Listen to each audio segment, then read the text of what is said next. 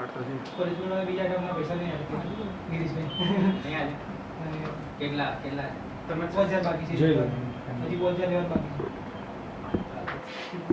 Funding company પૈસા અટકે નહીં એવું તમારે તમને ફિલ્મો રામ કરે ને એડિટ હા જો તમારા મ્યુઝિક વિડિયો edit કરવા ગઈ. તમારા મ્યુઝિક વિડિયો છે એમાં ફિલ્મો રામ એડિટ તો નહીં સ્પેશિયલ આવે ગેસ્ટ છે એક નહીં બે સ્પેશિયલ ગેસ્ટ કરું ચાલો આપણી સાથે સ્પેશિયલ ગેસ્ટ આપણી સાથે સ્પેશિયલ જે ગેસ્ટ છે એ મારા માટે અને આ ચેનલ માટે ખૂબ જ સ્પેશિયલ છે કારણ કે તમે આ જુઓ પહેલા તો હું એમના વિશે જણાવું તો એ ગુજરાતની સૌથી સ્ટુડન્ટ્સ ધરાવતી એજ્યુકેશન નહીં ચેનલ આવતો ના ફાઉન્ડર છે તો તમે આ જ ટાઇટલથી સમજી ગયા છો આપણી સાથે છે ધ દિવાળી પ્રાઇઝ ચેનલના ફાઉન્ડર વિકી સર બરાબર અને સાથે સાથે આપની સાથે દિવાળીપુરા યુથ ચેનલનું જ ઓફલાઈન એજ્યુકેશન વેન્ચર ચાલુ નહીં ડિવાઇન એકેડમીના ફાઉન્ડર નંદિની મેમ છે તો આજનો આ પોડકાસ્ટ એક ખૂબ જ માહિતીસભર રહેવાનો છે દરેક વિદ્યાર્થીને ધ દિવાળીપુરા યુથ ચેનલ વિશે આજના ગુજરાતના શૈક્ષણિક જગત વિશે કરિયર ગાઈડન્સ અને આવનારી નીટ એક્ઝામ આવા અલગ અલગ પાસાઓમાં ખૂબ જ ઇન્સાઇટફુલ ઇન્ફોર્મેશન આપશે તો બને રહેજો વિડીયોમાં એન્ડ સુધી તો ચાલો આજનો પોડકાસ્ટ શરૂ કરીએ બરાબર થોડું ફન બી આવશે આવી આવશે ચાલો ચાલુ કર્યું ચાલુ અંદર ઇન્ટ્રોમાં એટલે એડ કરાય કર્યું સ્ટાર્ટ આમ તો કદાચ રીલ ને બધામાં તમે જોયા જ હશે આ લોકો આટલા ફેમસ કેવી રીતે થઈ જાય મને ખબર નહીં પડે આજે એવા સવાલ આપણે પૂછે ને ચાલો આપણે જોયું નહીં ખબર હા જોયું બધું ચાલે ગમે તે લાઈવ લાગે હોય જોયું કે તમે પણ પહેલા જે રેકોર્ડ કર્યો છે આ હું રીલ મૂકું મારે 100 થી વધારે વ્યૂ નહીં આવતા અને આ લોકો 100 કે તે એમ જ થઈ ચોરાડી જોઈ જાય સવાલો મારે આજે પૂછવા છે હું એક્સાઇટેડ છું આવી હશો આવા ચેક કરી લેતો પણ ઓકે નમસ્તે મિત્રો મેં માઇક કરે જરામાં છે માઇક અમારે હા ત્યાં છે એના અંદર સાહેબ અને બેનનો અવાજ વધારે છે આમ તો કદાચ રીલ ને બધામાં તમે જોયા જ હશે આ લોકો આટલા ફેમસ કેવી રીતે થઈ જાય મને ખબર નહીં પડે આજે એવા સવાલ આપણે પૂછે ને ચાલો ઓકે ગુડ તે રેડિંગમાં જોઈ રહ્યા છે નહીં આવતું દેશી ગુજરાતી મજાનો voice જોઈએ. હા ચાલો દેશી જ જોવો છે આપણે દેશી જ બોલજો એમ કશું પ્રોફેશનલ ના આવડે અંગ્રેજી આવડે હા હવે ચાલે અંગ્રેજી આવડે સાંભળતા સમજતા આવડે બોલતો ઓછું આવડે કાઠિયાવાડી હું બોલી હા, શકું ચાલે. તમે ગુજરાતી બોલજો વધારે ઇંગ્લિશ ગુજરાતી ઇંગ્લિશ બંને મિક્સ ગુજલિંગ્સ ઇંગ્લિશ ઇંગ્લિશ અને ઇંગ્લિશ ગુજલી મેડમ ભાવનગર ના છે આવો પ્લીઝ આવો બરાબર એવું છે કાઠિયાવાડી બોલશે હા મજા આવશે કરું સ્ટાર્ટ ભાવનગરનું અલંગ ફેમસ છે હા ભાવનગર અમારી બીજા મિત્ર છે ખબર છે ગાડી બસ મેગાડ બસ સ્ટાર્ટ ઓકે સો એમ મનમાં એવા લેવાનું છે કે વચ્ચે પોઝ આપશો હા પોસ્ટ ચાલશે અત્યારે એ તમે વિચારો એવું કરીએ રીધમ નક્કી કરી લઈએ ઓકે. વચ્ચે અટકવાનું નહીં તો એ પ્રમાણે આન્સર આપો હા જુઓ સૌથી પહેલા ઇન્ટ્રો આપશે અશરફભાઈ પછી પ્રશ્ન પૂછવાનું ચાલુ કરશે પ્રશ્ન એ જવાબ આપશો. વચ્ચે પોઝ જુઓ, લેશે તમે હા જવાબ હા, વાંધો નહીં તમે એને એમને પૂછું છું ના ના એવું નહીં તમે જવાબ આપશો ત્યાં સુધી હું પ્રશ્ન એટલે વાંચી લઈશ યાર ખબર નહીં પડે શું કહું અટકે અને એક સવાલમાં મતલબ કોઈ લેન્થ નહીં એવું કોઈ નથી ને? કોઈ નક્કી નહીં તમે તમારી ઈચ્છા પ્રમાણે વધારે રેપિડ ફાયરમાં લાગે હશે તો કાપી નાખજો. હા હા, એ તો બધું એડિટમાં પકડ ઓકે બંને સ્ટાર્ટ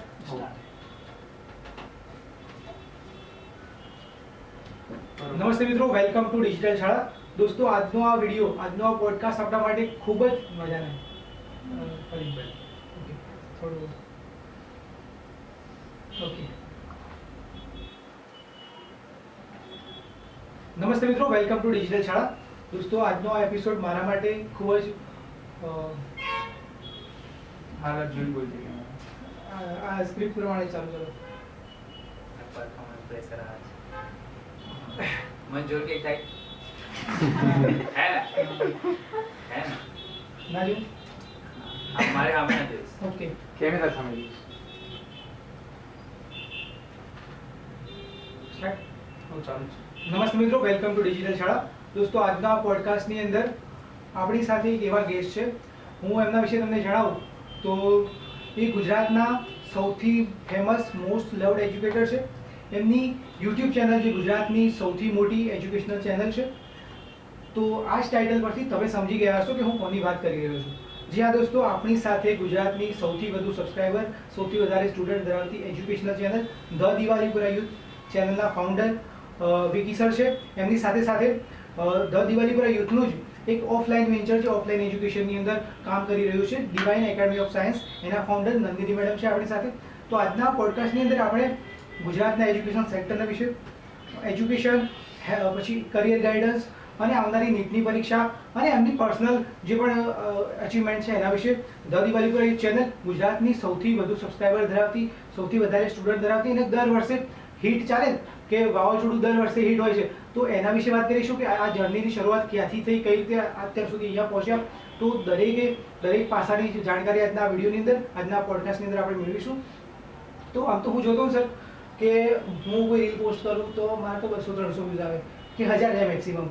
પણ આ લોકો એવા છે કે કોઈ બી રીલ મૂકી દે તો 100K, 200K, મિલિયન બી પહોંચી જાય. તો પહેલો તો સવાલ અહીંયાથી જ શરૂ થાય સાહેબ કે ધ દિવાલીપુરા ચેનલની શરૂઆત કઈ રીતે થઈ, આઈડિયા ક્યાંથી આવ્યો કે યુટ્યુબ પર બધા જે ટીચર્સ હતા એ ટાઈમે થોડા અમુક એજ્યુકેશન ચેનલ હતા જે સિલેબસ પર ફોકસ કરતા, એક્ઝામ રિલેટેડ વિડીયોઝ બનાવતા, પણ તમે એક અલગ જ નિશ લઈને આવ્યા કે તમે કાવ્યનો રાગ, ગુજરાતી કવિતાઓનો રાગના વિડીયોઝ બનાવવાના શરૂ કર્યા. તો આઈડિયા ક્યાંથી આવ્યો? એટલે આમાં એ રીતનું હોય કે કોઈ બી વસ્તુનો તમારે આઈડિયા આવે ને, એની પાછળનું મેઇન રીઝન મને એ હતું કે એ વખતે હું કોચિંગ ક્લાસીસ ચલાવતો હતો, સજ્જનન ક્લાસીસ કરીને, અને મેં સર્ચ કર્યો કે મારે એક બે કવિતાના રાગ મને આવડે પણ બાકીની કવિતાના રાગ મેં સર્ચ કરવાનો ટ્રાય કર્યો, પણ ગૂગલ પાસે કન્ટેન્ટ જ નહોતું. હવે નથી મતલબ કોઈ બનાવ્યું નહીં, તો મને ત્યાંથી એક ક્લિક થઈ કે ભાઈ કોઈએ નહીં બનાવ્યું તો હું બનાવી દઉં, અને મેં મૂક્યું તો ત્યાંથી થોડું સ્ટાર્ટઅપ થઈ ગયું. તો એ 2016-17ની વાત છે, ત્યારે આ શરૂઆત કરી હતી. અને પછી એક કરીને પછી મેં કીધું આપણે બધી જ કવિતાના રાગ, ત્રીજા ધોરણથી લઈ અને 10મા ધોરણ સુધીની બધી જ કવિતાના રાગ મૂકી દીધું. નાજી અવેલેબલ છે. સર, મેં તમારો પહેલો જે વિડીયો જોયો હતો એનું ટાઇટલ હતું કે 3000 પ્લસ સબસ્ક્રાઇબર. મારા 3000 સબસ્ક્રાઇબર થાય યુટ્યુબમાં એ ટાઈમે તમે એક વિડીયો બનાવ્યો હતો ગુજરાતના વિદ્યાર્થીઓ માટે, થેન્ક્સ નોટ હતી. તો એ વિડીયો મેં તમારો જોયો હતો 2017ના ડિસેમ્બર એન્ડિંગમાં જોયો હતો. તો એ વખતે 3000 સબસ્ક્રાઇબર હતા અને અત્યારે 15,60,000 પ્લસ સબસ્ક્રાઇબર છે. તો કેવી રહી આ જર્ની અને કઈ રીતે અહીંયા સુધી પહોંચ્યા? એટલે ક્વેશ્ચન સાંભળવા એટલું કહેવાય ને કે 2 મિનિટની અંદર આને કેવું તો અઘરું છે, કેમ કે આની પાછળ આખા 7 થી 8 વર્ષની મહેનત છે. પણ એ 3000 થી એની માટે એક ડેડિકેશન થી કામ કરો ને રેગ્યુલર બેઝિસ પર, કે ભાઈ મારે સ્ટુડન્ટને કંઈક આપવું છે. સબસ્ક્રાઇબર વધે કે ના વધે એ બાજુ કોઈ દિવસ ડાયરેક્શનમાં ધ્યાન આપ્યું જ નહીં. ઓટોમેટિક એક્ઝામનો ટાઈમ આવે એટલે સ્ટુડન્ટ આપણને સિલેક્ટ કરે ને પછી એ ગ્રો કરતા ગયા. હવે 3000 એ વખતે બહુ મોટી હતું, અત્યારે 3000 પર ડે ના બી વધે, બરાબર. તો એ વખતે તો એવું વિચાર્યું હોય કે ભાઈ હું મૂકું કે ના મૂકું, આ મને કોઈ પસંદ કરશે કે નહીં કરે, પણ એ વિચાર્યા વગર ચાલુ રાખ્યું કન્ટિન્યુઅસલી. જે બી કન્ટેન્ટ મારા મગજમાં કે આ વિદ્યાર્થીઓને આપવું જોઈએ, આપવાનું ચાલુ રાખ્યું. તો એ અત્યારે 3000ના 15,60,000 કેટલું થયા મને નહીં ખબર, થઈ ગયા ઓટોમેટિક, કેમ કે ઓડિયન્સને ગમ્યું એવું આપ્યું. ઓડિયન્સને ગમ્યું અને ગુજરાતના વિદ્યાર્થીઓનો પ્રેમ છે તમારા પ્રત્યે. સર, આ ચેનલનું નામ ધ દિવાલીપુરા યુથ રાખવા પાછળનું રીઝન છે? કારણ કે આમ બધા એજ્યુકેશનને લગતા ટાઇટલ રાખતા હોય, પણ આ ધ દિવાલીપુરા યુથ એટલે કંઈક ફાઉન્ડેશન વાળી ફીલ આપે કે કંઈક એનજીઓ ટાઈપની ફીલ આપતું હોય, તો આ નામ ક્યાંથી આવ્યું?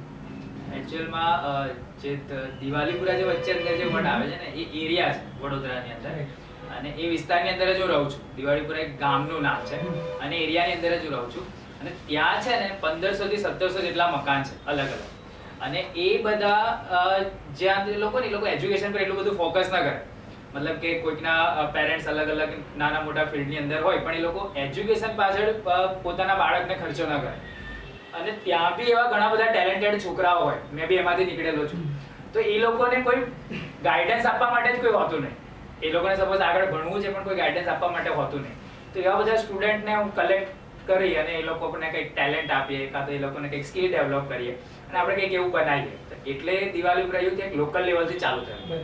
પછી યુટ્યુબ પર ધીરે ધીરે જેમ જેમ તમને ખબર છે કે ભાઈ જીઓ આવ્યો અને ઇન્ટરનેટ ફ્રી થઈ ગયું, અચાનક જ સોશિયલ મીડિયાની અંદર આવવાનું ચાલુ કર્યું. Sir, the Diwalipura youth channel પર તમે કાવ્યના રાગના વિડીયો બનાવવાથી શરૂઆત કરી, પછી ત્યાંથી સ્વિચ થઈને એજ્યુકેશનલ કન્ટેન્ટ, પછી સિલેબસ, એક્ઝામ, આ બધા અલગ અલગ કન્ટેન્ટ તમે ચેન્જ કર્યા અને વિદ્યાર્થીઓને વધુ ઉપયોગી બને એ રીતે તમે કન્ટેન્ટ બનાવવાનું શરૂ કર્યું. આ સ્વિચ ક્યાંથી આવી? સ્વિચિંગ ઓલવેઝ કસ્ટમર જો ને મતલબ હા કસ્ટમર તો ના કહેવાય, સ્ટુડન્ટ કહેવાય, પણ સ્ટુડન્ટ ઓલવેઝ તમને સિગ્નલ આપે કે એને જરૂરિયાત જે હોય ને કોમેન્ટ બોક્સ ની અંદર એ ઓલવેઝ કહે કે સર આ ટાઈપનું કન્ટેન્ટ આપો, આવું કંઈક વિડીયો બનાવો, કેમ કે નેક્સ્ટ કન્ટેન્ટ પ્લાનિંગ એવી રીતે જ થાય. તમારી પાસે suggestion આપતા હોય છે. કેમ કે જેને જોવું છે એને હું જોઈએ છે એ તમારે પહેલા રિસર્ચ કરવું પડે, અને એ કહેશે તમને કમેન્ટ ની અંદર. Honestly કહેશે. હા, ઓનેસ્ટલી કહેશે. તો તમારે એક્ઝેક્ટલી એક કમેન્ટ ને રિસર્ચ કરો ને એટલે આ સ્વિચિંગ ના આઈડિયા તમને આવી જાય. તો સપોઝ ફર્સ્ટ ટ્વીટ ની વાત કરું, ગુજરાતી કાવ્યના રાગમાંથી એડવાઇસ ક્યારે આવી? તો હા. મેડમ ઇન્ટરેસ્ટિંગ સ્ટોરી છે હા, બોલો. કે દરેક કોઈ બી ટીચર હોય ને, મતલબ અત્યારે કદાચ કોઈ શિક્ષક જોતા હોય તો એ લોકો સ્કૂલમાં કશે ને કશે તો IMP ક્વેશ્ચન્સ આપતા જ હોય, હા. કશે ને કશે તો ગાઈડન્સ આપતા જ હોય, અને એ ગાઈડન્સ સ્ટુડન્ટને છે ને ભણાવે ને એ દિવસે કદાચ એને મજા ના આવે, પણ જે દિવસે આવું લેક્ચર આપે ને એ દિવસે છેલ્લા પિરિયડે બહાર નીકળીને છોકરો શું કહે ખબર? આજે મજા આવી. મજા આવી. એટલે ભણ્યા હું તા કે કઈ નહીં, કઈ નહીં. પણ આવી એડવાઇસ આપી એને મજા આવી. તો મેં કીધું આવા ટાઈપનો એક વિડીયો આપણે બનાવીને મૂકીએ. બરાબર છે. તો માર્ચ 2018 ની અંદર આવી એક ફર્સ્ટ સિરીઝ લોન્ચ કરી હતી કે બોર્ડ એક્ઝામ માટેનો ગાઈડન્સ ની, અને મેં વિચાર કે આવા 5 વિડીયો આપણે બનાવીશું. બરાબર. એ લોકોને પહેલા વિડીયો મેં કીધું જો બીજો માંગે તો આપવો છે, નહીં તો નહીં આપવો. તો એ પહેલો વિડીયો ધીરે ધીરે કરીને 80,000 વ્યૂ પર ગયો. તો પછી બીજો ડિમાન્ડમાં આવ્યો, બીજામાં તમે શું કહેવાના, ત્રીજામાં શું કહેવાના, એવી રીતે 5 ગયા ને તો એ જ વખતે 1 લાખ સબસ્ક્રાઇબરનો માઇલસ્ટોન તેને જાતે જ એ વખતે ક્રોસ થઈ ગયો. તો એ સ્વિચિંગ ત્યાંથી થયું. બરાબર. તો સર આ જર્ની ખૂબ જ આમ કહેવાય કે ઉતાર ચઢાવ અને લર્નિંગ સાથેની રહી છે, અને અહીંયા તમે મેન્શન કર્યું 100K સબસ્ક્રાઇબર્સનું. તો 100K સબસ્ક્રાઇબર તમારા થયા એટલે મેં યુટ્યુબ પર તમારો વિડીયો જોયો, તમારો સિલ્વર પ્લે બટન આવ્યું એટલે તમે એનો વિડીયો બનાવેલો. તો એ 100K સબસ્ક્રાઇબર આમ એક યુટ્યુબરને થતા હોય એ પણ એની ફિલિંગ બહુ અલગ હોય, એની મહેનતનો મતલબ કે રંગ આવી મહેનત. તો એ વખતે 100K સબસ્ક્રાઇબર થયા, તમારું સિલ્વર પ્લે બટન આવ્યું.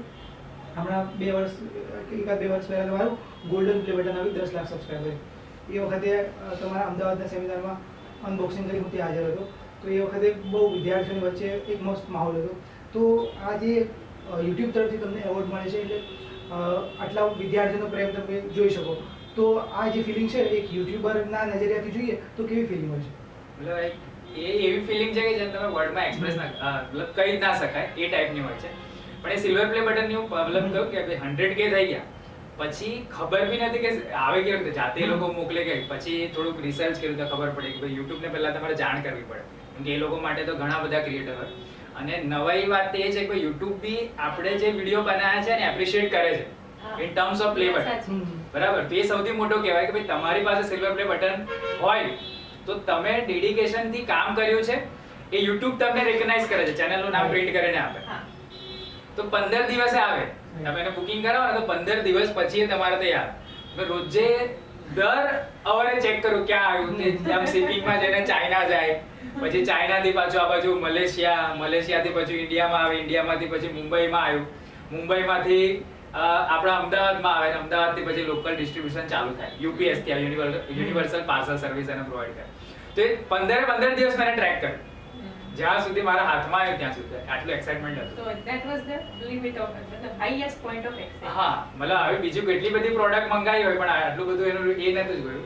પણ આ YouTube તરફથી આવતું હતું ને પર્ટિક્યુલર, એટલે આપણું પ્લે બટન કેવું દેખાશે, બીજાના તો જોયા છે ફોટાની અંદર, પણ આપણું પર્સનલ કેવું દેખાશે. આમ એક ફીલ હોય કે અમેરિકાની કંપની છે યુટ્યુબ, એ આપણને એવોર્ડ ત્યાંથી અમેરિકાથી અહીંયા મોકલે છે. હા. તો એ ફીલ અલગ હોય આમ. હા, એટલે આમ રાત્રે વિચાર આવે કે ભાઈ પેલું પેલું હોય કે શિપિંગ હા. હોય તો ભાઈ ચાઇનાથી નીકળી ગયું છે તો પેલું જહાજમાં કઈ પડ્યું હશે મારું બટન, એવું આ વિચાર મને આવે એ વખતે. અમે સર હું બી યુટ્યુબ પર કન્ટેન્ટ બનાવતો તો કોઈ વાર વિડીયો પોસ્ટ કરે ને તો પછી એની ઇન્સાઇટ જોતો હતો, રાત્રે બી કોઈ ટાઈમે જોતો કેટલા વ્યૂઝ આવ્યા વિડીયો પર હા. મારા જેટલા. તો તમે બી શરૂઆત કરી હશે એ ટાઈમે આમ તમે બી એક્સાઇટેડ રહેતા કે લાવવું જોઈએ કેટલા વ્યૂઝ આવ્યા. હા, 1000 સબસ્ક્રાઇબર થયા ને ત્યારે અમે સેલિબ્રેશન કર્યું હતું 8 જણાને જમવા સાથે. 1000 સબસ્ક્રાઇબર. બરાબર. પછી આ 1 મિલિયન થયા, 100K to 1 મિલિયન એ પણ જર્ની છે એ ખૂબ જ આમ મહત્વપૂર્ણ રહી હશે. તો આ જર્નીમાં પણ શું શું શીખવા મળ્યું એઝ અ યુટ્યુબર? તો તમે જે પાર્ટીવાળા પરથી કહું કે પહેલા 1000 થયા તો પેલે કે પાર્ટીને અરેન્જમેન્ટ કર્યું 8 જણ માટે, પછી 100K થયા ત્યારે કર્યું, પછી 1 મિલિયન થયા ત્યારે બી કર્યું, પછી 1 લાખ એટલે આમ બહુ મોટો અમાઉન્ટ કહેવાય, આમ તો બહુ મોટા 1 લાખ સબસ્ક્રાઇબરો થયા, 1 લાખ કર્યું. પછી શું થયું કે 11 લાખનું મેં સેલિબ્રેશન કરવાનું પ્લાનિંગ કરતા હતા, Okay. અને એ જ દિવસે સાંજે 12 લાખ થઈ ગયા. એટલે વિચાર્યું કે હવે લાખે સેલિબ્રેશન ના થાય. એટલે મેં તો ડાયરેક્ટ 2 મિલિયન થાય ને ત્યારે કરીશું. બરાબર. કેમ કે સ્પીડ વધી જાય, સબસ્ક્રાઇબર વધવાનું. કેમ કે તમારા ઓલરેડી એટલા બધા સબસ્ક્રાઇબર છે, એક જણ બી કદાચ રોજના 3-4 જણને કહેશે ને તો બી તમારા નવા સબસ્ક્રાઇબર ઓટોમેટિક ઇન્ક્રીઝ થશે. Right. તો આ જે એફર્ટ્સ લગાવવાનો ને સબસ્ક્રાઇબર ગેઇન કરવા માટે એ થોડાક સુધી જ લગાવવાનો, પછી ઓટોમેટિક તમને ગ્રો મળે. એટલે તમે પાર્ટીને થોડા મિનિમાઇઝ કરી દીધું. હા. અને ટાર્ગેટ હાઈ કરી દીધું. Right. હા, તો જ પોસિબલ Smart ને. ના, પછી તો પેલું દર હજારે બધાને તો બધા લોકોને એ જ રાખવા પડે. આમ સર હવે કલાકે પાર્ટી કરાવવી પડે. તમારી જર્નીની વાત કરીએ આપણે, મતલબ કે 100K to 1 million hmm. Silver button to golden button. તો એઝ અ મતલબ આપણે ગુજરાતની અંદર વાત કરીએ તો ગુજરાતની અંદર આમ તમારા ટાઈમમાં જે 2018-19માં તમને સિલ્વર પ્લે બટન મળ્યું તો એ ટાઈમે ખૂબ જ ઓછી ચેનલને મળ્યો છે અને એમાં એજ્યુકેશનલમાં તો ફ્યુ હશે. હમ. એના પછી તમને ગોલ્ડ પ્લે બટન મળ્યું જે તમારા તે 10 લાખ સબસ્ક્રાઈબર થયા ત્યારે. તો એ ટાઈમે શું ફિલિંગ હતી અને તે જર્નીમાં તમે શું શીખ્યા કે અત્યારે કોઈ મારા જેવો એક બિગિનર એજ્યુકેશન સેક્ટરમાં કામ કરી રહ્યો છે, વિદ્યાર્થી હોય કે સ્ટુડન્ટ, કોઈ ટીચર છે જે ઓનલાઈન એજ્યુકેશનમાં કામ કરી રહ્યા છે કે એઝ અ યુટ્યુબર કામ કરી રહ્યા છે, તો આ તમારી જર્નીમાંથી એ લોકો પણ કંઈક શીખે તો એમના માટે ફ્યુ કંઈક તમારા વર્ડ્સ હોય. જો સોશિયલ મીડિયા પર છે ને ઓલવેઝ પેલું કહેવાય ને કે ટેકનોલોજીની અંદર દર 6 મહિને તમારે સોફ્ટવેર બદલવું પડે, નહીં તો તમે ડિગ્રેડ થઈ જાઓ. હા. થોડોક સમય થાય એટલે તમારે એનો જે આઈડિયા છે એ તમારે બદલવો પડે. કેમ કે તમે જે આઈડિયાથી ચાલુ કર્યું ને એ એક સાથે તમારા વિડીયો પર 1 લાખ વ્યૂ આવે તો 1 લાખ લોકો એને જોયું, પણ એ બધા વ્યુઅર્સ ના હોય, એમાંથી 1000 જણ એવા હોય કે હું બી આવું કરું. બરાબર? એટલે તમારો આઈડિયા હવે રેપ્લિકેટ થવા લાગે તો તમારે એવરી ટાઈમ કંઈક ને કંઈક નવું આપવું પડશે, તો જ તમે એ જર્નીની અંદર આગળ વધી શકશો. નહીં તો હું શીખ્યો આજે બી મારે મતલબ આ વખતનું આ પત્યા પછી બી મારે કંઈક નવું આપવું જ પડશે. કેમ કે મેં મારો આ વખતનો આઈડિયા ઓલવેઝ લાખો લોકોએ જોઈ લીધો તો આવતા વર્ષે કોપી થવાનો. So you have to be creative. Creative રહેવું પડે, innovative પણ રહેવું અને મેં પડે. ક્રિએટિવ માઇન્ડ લખ્યું. તો સર આપણે ધ દિવાલીપુરા યુથની એઝ અ ચેનલ જર્ની જોઈ આપણે, તમારી પર્સનલ જર્ની, એના પર સાથે ઘણી બધી લર્નિંગ્સ રહી હશે. તમારી સાથે ટીમે પણ ખૂબ સારો સાથ સહકાર આપ્યો છે. આપણી સાથે તમારા ટીમમેટ છે નંદિની મેડમ. મેડમ, એક ફિમેલ એજ્યુકેટર તરીકે ઓનલાઈન આવીને ભણાવવું તો એક ચેલેન્જિંગ જર્ની હોઈ શકે. ફેમિલીમાંથી બી અમુક પ્રશ્નો હોય અને તમારી આ શરૂઆત ક્યારે થઈ, મતલબ એઝ અ ટીચર, અને પછી આ ઓનલાઈન આવવાનું ક્યારે વિચાર્યું? Okay. શરૂઆત તો એઝ અ ટીચર થઈ.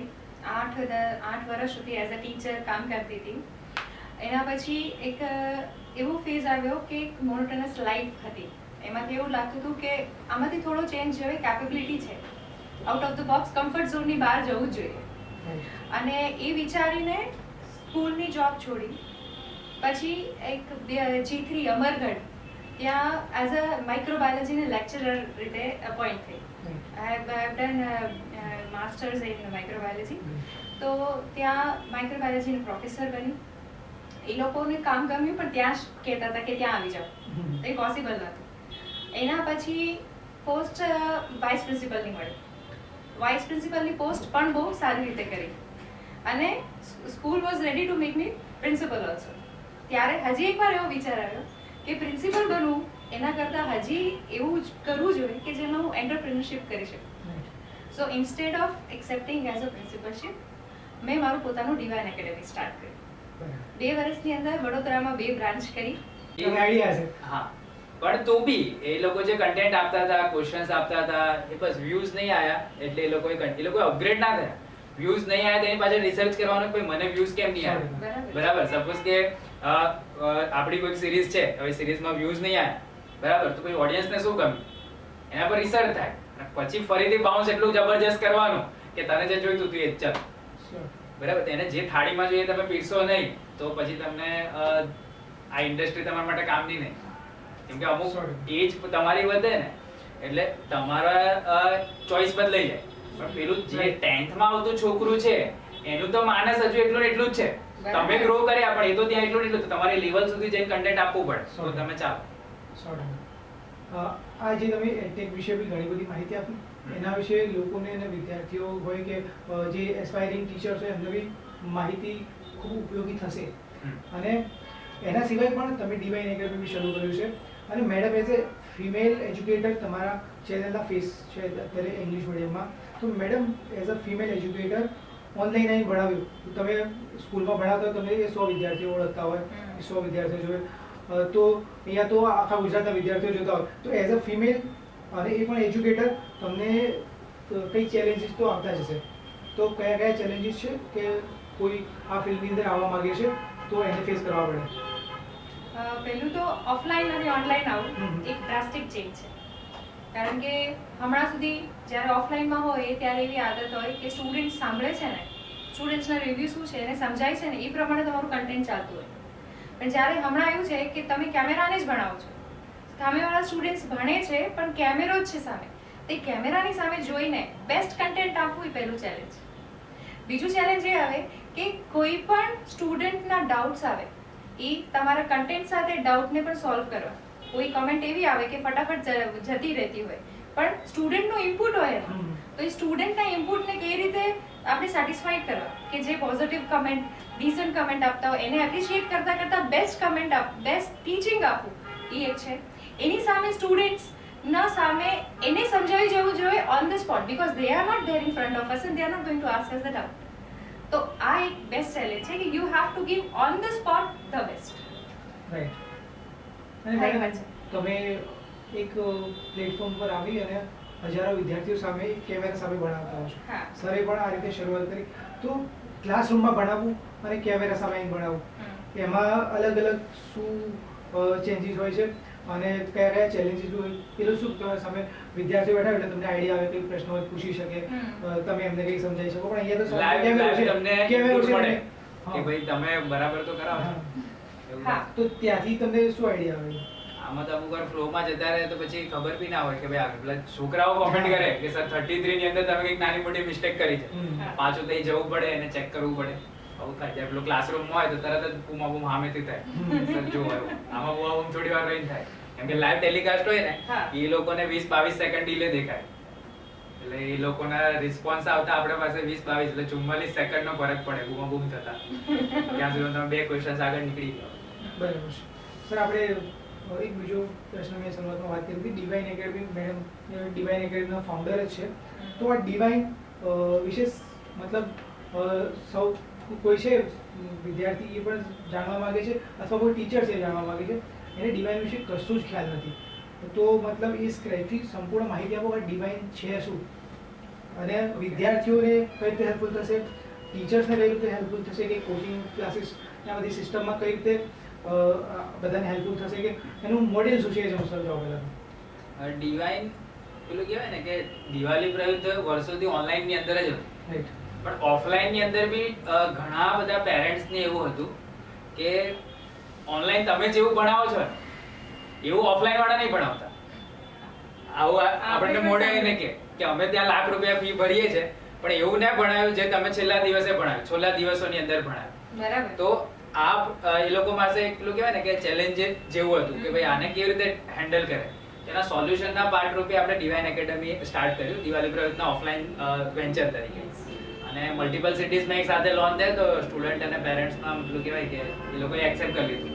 અને ત્યાં ઘણા બધા એડમિશન અત્યારે મતલબ કહેવાય ને કે અમારે ના પાડવી પડે છે ભાઈ હવે બસ. કેમ કે ઓફલાઈનની અંદર કેપેસિટી 100 ની હોય તો વધારે ઇન્ફ્રા પ્રમાણે તમે પછી વધારે રાખો બી કઈ રીતે. અને પહેલું વર્ષ છે પાછું, બરાબર. મતલબ મલ્ટિપલ સિટીઝમાં પહેલું વર્ષ છે. બરોડાની અંદર મેડમના સેન્ટર્સ ચાલતા હતા પણ મલ્ટિપલ સિટીઝમાં એક સાથે આ બધું જે આ વખતનો જે ફ્લો આવ્યો ને એ અમારી માટે ચેલેન્જિંગ છે, બરાબર. પણ બની શકે ઇન ફ્યુચર બધી જગ્યાએ સેન્ટર થઈ જશે.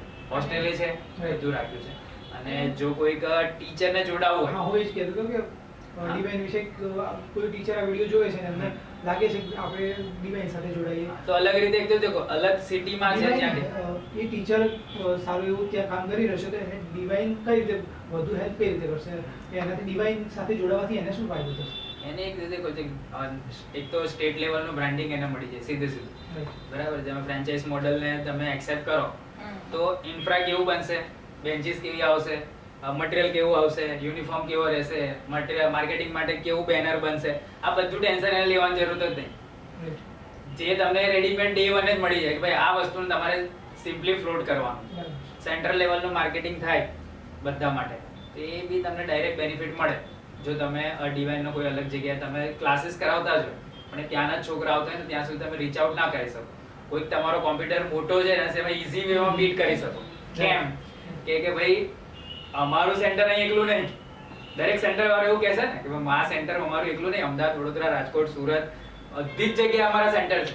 રાઈટ એ બેનિફિટ અમદાવાદ વાળા નહીં મળશે, વડોદરા વાળા નહીં મળશે, સુરત વાળા નહીં મળશે અને રાજકોટ વાળા નહીં મળશે. બરાબર બરાબર. જ્યારે એ જ વસ્તુ જો રાજકોટના કોઈ એક સિંગલ વિસ્તારમાં એને ઓપન કરેલું હોય તેની માટે ચેલેન્જિંગ છે. બરાબર અને પેલામાં સીધો પેરેન્ટ્સનો ટ્રસ્ટ આવી જાય કે ભાઈ આટલી બધી જગ્યાએ ચાલે છે તો પછી અહીંયા લેવાય એડમિશન. અને સર ડિવાઇન વિશે કોઈ ટીચર છે એને મતલબ બધું જાણવું છે, મારી જોડે તમારો પર્સનલ નંબર છે, હું તમને કોલ કરી લઉં, પણ એમને વધારે જાણવું હોય તો એવો કોઈ નંબર બીજો આપજો તો હું એડ કરી લઉં છું. ડીવાયનો નંબર બી આપેલો છે અને એવું હશે તો આપણે નીચે એક ફોર્મ આપી બરાબર દઈશું. છે. ફોર્મ ફિલઅપ કરી દો કાં તો ઈમેલ કરી શકો. ઇન્ટરેસ્ટેડ હોય તો ઈમેલ કરી શકે તો ટીમ અમને ડાયરેક્ટલી તમને કોન્ટેક્ટ કરશે. જો એ વિસ્તારની અંદર કાં તો એ એરિયાની અંદર ઓલરેડી ફ્રેન્ચાઇઝ મોડલ લોન્ચિંગ નહીં થયું હોય કાં તો થઈ રહ્યું હશે તો પછી એમને ચાન્સ ના મળે. પેલું કહેવાય ને આમ ટીચર એને કેપેબલ છે બરાબર, પણ ઓલરેડી ડીલિંગ થઈ ગયું છે કોઈની જોડે તો ભાઈ તમારે એ સેન્ટરના જોડે મર્જિંગ કરવું પડે. બરાબર છે. પોસિબિલિટીઝ છે. બરાબર. કાં તો એઝ અ ટીચર જોડાવ.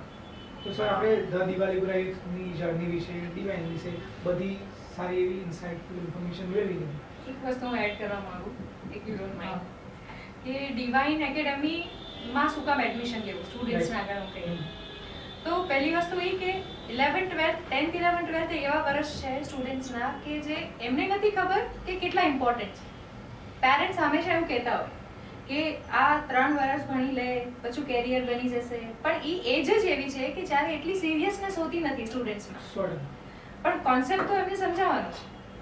એમને ખબર તો પડવી જોઈએ કે ફિઝિક્સના બધા નિયમો શું છે, બાયોલોજીમાં શું આવે, એ બધું કહેવાનું તો છે, પણ એવી રીતે કહેવાનું કે એમને રમત લાગે, એ ઇઝીલી શીખી શકે. તો એ કોન્સેપ્ટ એવા હોવા જોઈએ, એવી રીતે એનું એજ્યુકેશન થવું જોઈએ કે એમને બર્ડન ના લાગે. તો આ એક મેઇન મોટો છે કે 10th 11th 12th કે 8th સ્ટાન્ડર્ડથી કદાચ એડમિશન લઈ લે તો 8th થી લઈને 12th સ્ટાન્ડર્ડની જર્ની એવી હોય કે એ લોકો જોયફુલ ફન રીતે શીખ્યા હોય. 12th સ્ટાન્ડર્ડના દિવાલીપુરા યુથના સ્ટુડન્ટને વાવાઝોડું જોઈને ટેન્શન ન થતું હોય એક્ઝામ દેવા, તો એ જ વાવાઝોડું, એ જ દિવાલીપુરા યુથ જ્યારે ડિવાઇન એકેડમી સાથે કોલેબોરેટ થઈને તમારા સ્ટુડન્ટ્સને જ્યારે ગ્રૂમ કર્યા 2 વર્ષ, તો એની તો કોન્ફિડન્સ કેવો હોય. રાઈટ. તો આ કોન્ફિડન્સ મેળવવા માટે 11th 12th અઘરું નથી, પણ એને સહેલું બનાવવાની જે ટ્રીક છે અમારી પાસે, એના માટે આવો ચાન્સ તો મિસ ના કરો. અને બધા સેલિબ્રિટી ટીચર જોડે ભણવાનો મોકો મળે. હા, Right. સેલિબ્રિટી ટીચર સાથે અને સેલિબ્રિટી ઇન ધ સેન્સ કે online fun with. Education madam યાર કે ઓનલાઈન એજ્યુકેશન આવ્યું ને એના પછી ટીચર ગણતા બધા, પણ હવે ટીચર બી સેલિબ્રિટી આ સોશિયલ મીડિયા પ્લેટફોર્મના લીધે. પહેલા તો આપણે આરડી શર્મા સરને ઓળખીએ કે એસસી વર્માને ઓળખીએ, પણ અહીંયા તો હવે તો દરેક સિટીમાં એક સેલિબ્રિટી ટીચર સોશિયલ મીડિયા કારણે થતા હોય છે. તો આ બી ટીચર્સ માટે બી બહુ Proud moment. પ્રાઉડ મોમેન્ટ છે. અને સર આપણે અહીંયા divine academy, the Diwalipura youth બધી જર્ની અને ખૂબ જ સારી સારી માહિતી મેળવી. તો બધી સારી વાત કરીએ ને તો માર્કેટમાં અમુક લોકો તમારા પર આક્ષેપ થતા હોય છે.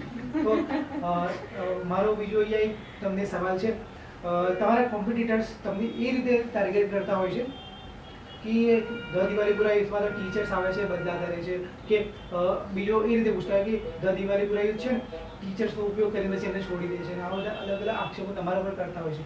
અમુક ટીચરના એક્ઝામ્પલ પણ આપે. તો આની પાછળની રિયલ સ્ટોરી શું છે?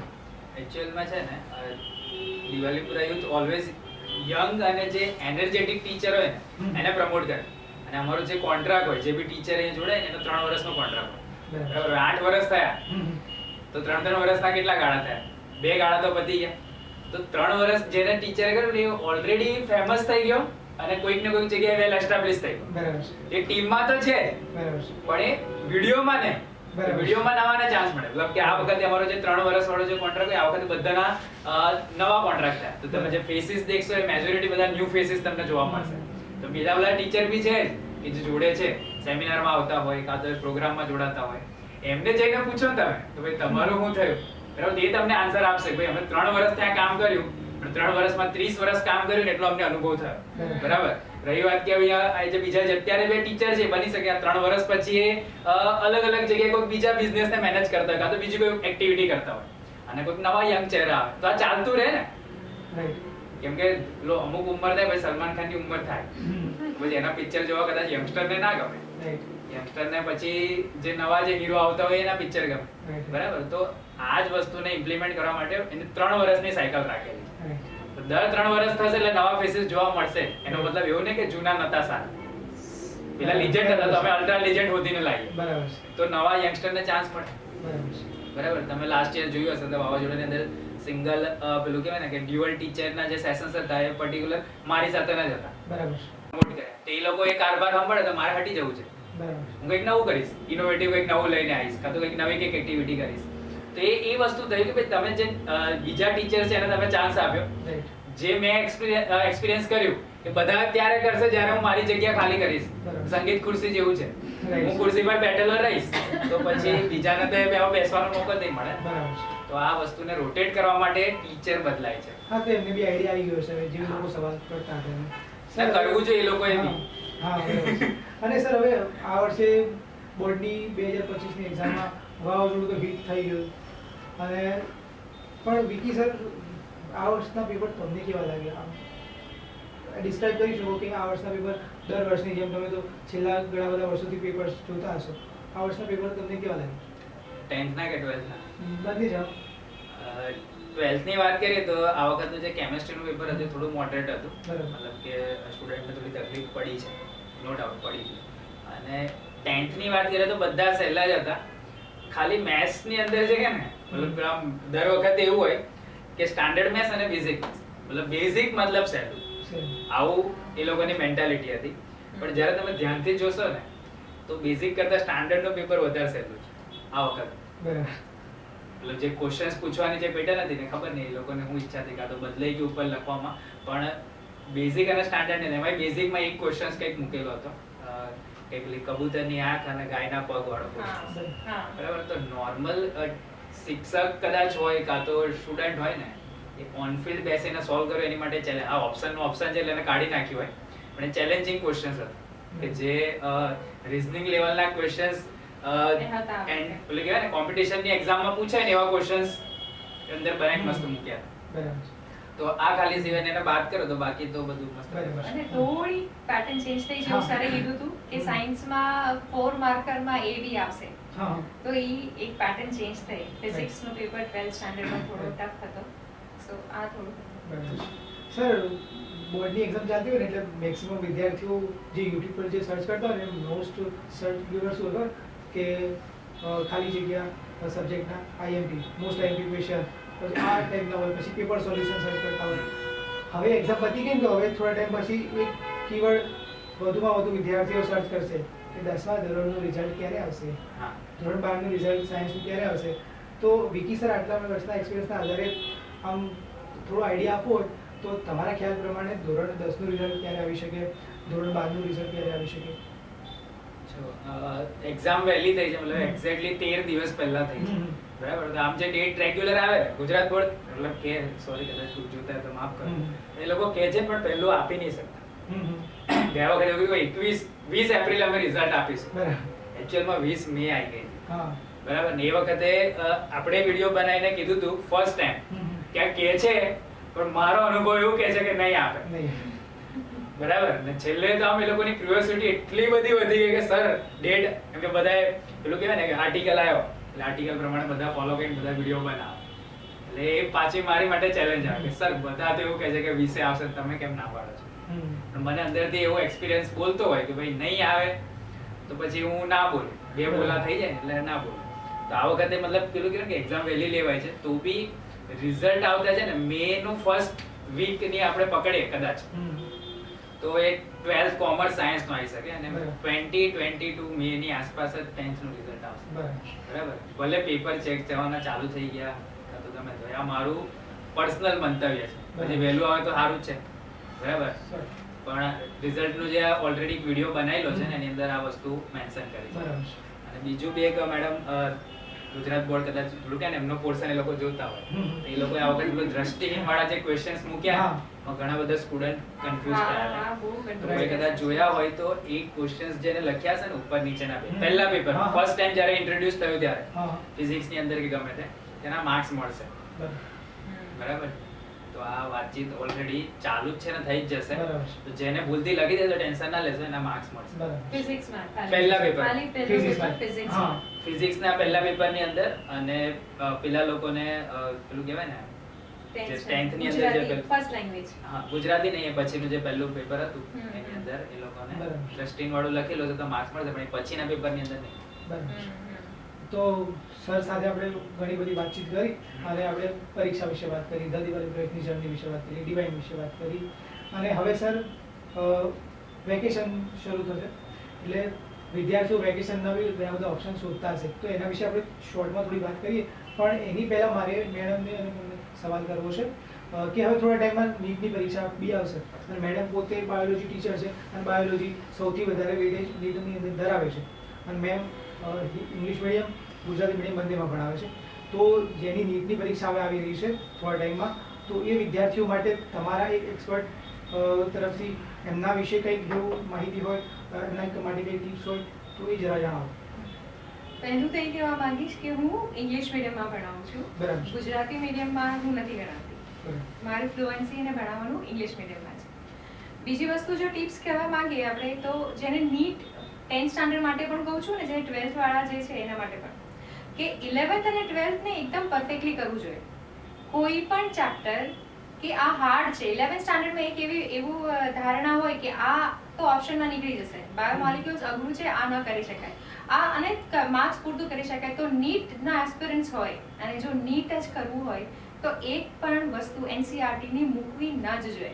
પેપર NCERT બે પુઠ્ઠા વચ્ચેનું બધું બે કરવાનું. પુઠ્ઠા વચ્ચેનું બધું જ કરવું પડે અને રાઈટ ફ્રોમ 11th જ કરવું પડે. અને નીટ આપવી હોય અને એવું વિચારતા હોય કે 12th સ્ટાન્ડર્ડના બોર્ડ પૂરા થઈ જશે અને પછી નીટની તૈયારી કરીએ, 12th તો આપી દીધું એટલે આખું આવડે છે, 11th નું રિવિઝન કરી લેશું અને થઈ જશે, તો એવી રીતે આટલું ઇઝીલી તો ડોક્ટર બનવું અઘરું જ પડી જાય. રાઈટ. તો આવું નથી, પહેલેથી જ એક ગોલ સાથે કામ કરવું પડે અને ફોકસ રહેવું પડે. અને હર એક NCERT માંથી જ ક્વેશ્ચન પૂછે છે અને બોર્ડ નીટના ક્વેશ્ચન્સ રિપીટ થતા નથી. PYQ વાળું logic કંઈ ના લાગે. લોજિક ના ચાલે. હા, પેટર્ન તમે ફોલો કરી શકો કે આવી રીતે પૂછી શકે, આવા ન્યુમેરિકલ્સ ટાઈપ આવી શકે, પણ એની પાછળ પણ એક સ્ટ્રેટેજી સાથે કામ કરવું મતલબ પડે. કોઈ ઓલ્ડ પેપર્સ રેડી કરીને જશે તેના માર્ક્સ નહીં આવે. હા, અને નીટ એક બહુ મોટી વસ્તુ છે, તો એના માટે એક સ્ટ્રેટેજી અને એક પ્લાનિંગ સાથે કામ કરવું જોઈએ. એ પ્લાનિંગ સાથે કામ કરીએ તો ક્રેક કરવું ઈઝી છે. બરાબર. અને સર નીટ વિશે બી આપણે સરસ માહિતી મેડમને આપી અને એના પછી હવે બોર્ડની પરીક્ષા પૂરી થશે, રિઝલ્ટ આવશે એટલે બધા કરિયર વિશે ટેન્શનમાં આવી જશે, હવે કયા કોર્સમાં જવું. એના માટે તો તમે કરિયર ગાઈડન્સના સેમિનાર લઈને આવી રહ્યા છો, તો અલગ અલગ સિટીઝમાં સેમિનાર બી થશે, તો ત્યાં બી લોકલ વિદ્યાર્થીઓ સમજી લેશે. તો એ થોડા તમારા સેમિનાર કયા કયા સિટીઝમાં થવાના છે એના વિશે થોડી માહિતી આપો. સેમિનાર મતલબ 20 તારીખથી ચાલુ થવાનું છે. તો એના વિશે જે બી માહિતી છે આપણે રાજકોટમાં છે. લગાવી દઈશું. મતલબ એની ડેટ્સ અહીંયા નીચે તમે મૂકી દેજો. બરાબર છે. 20 તારીખે રાજકોટની અંદર છે, પછી 26 તારીખે મહીસાગર ડિસ્ટ્રિક્ટની અંદર છે, બરાબર. પછી 29 તારીખે અમદાવાદની અંદર છે. એપ્રિલ ફર્સ્ટ વીકમાં મોસ્ટ પ્રોબેબલ વડોદરા કે સુરત એની કોઈ ડેટ આવશે, બરાબર. બંનેની ત્યાં આવશે. અને 13 તારીખે તમે સેટ કર્યું છે પાલનપુર, 13 એપ્રિલ. બરાબર. એ સિવાય પછી બીજા જેમ જેમ ઇન્વાઇટ કરતા જાય રાઈટ. એપ્રિલ એન્ડ સુધીમાં આવા અલગ અલગ સિટીમાં સેમિનાર હશે. રાઈટ. બસ બીજું કંઈ એડ કરવા જેવું મારા પ્રશ્ન પર. બધી ક્વેશ્ચન્સ એટલે તમે કંઈ એડ કરવા જેવું હોય તો બોલો પછી કરી.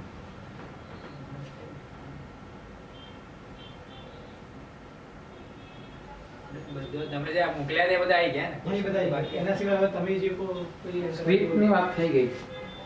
હા, એ તો શું કરીએ સ્ક્રિપ્ટના બધા ક્વેશ્ચન્સ આવી ગયા? હા, આ તો પછી કરીએ. તમારે રહ્યા કોઈ question? ના. પાણી આપો. પાણી પાણી બોટલ આપું જ ને.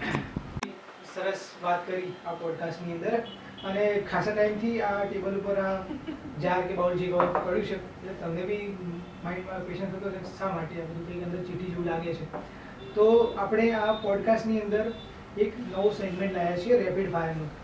રેપિડ ફાયર બધી જગ્યાએ કેવું હોય કે જે હોસ્ટ હોય પ્રશ્નો પૂછે, જે બી ગેસ્ટ હોય એ એના ઇન્ટેલેક્ટ લેવલ કે પોઈન્ટ ઓફ વ્યૂના આધારે જવાબ આપતા હોય છે, પણ અહીંયા થોડો ટ્વિસ્ટ છે.